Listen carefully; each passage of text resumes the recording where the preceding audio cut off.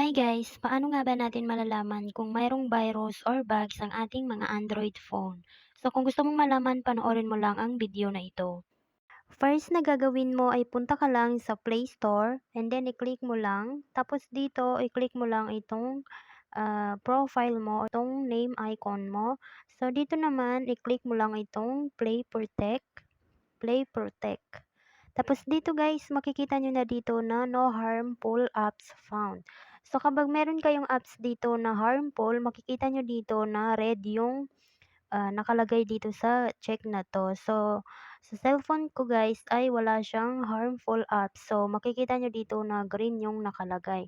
So kapag red yung makikita nyo dyan guys, ay ibig sabihin ay merong harmful apps ang iyong Android phone. So kapag ganun guys, i-click nyo lang itong scan. And then ganyan yung mangyayari.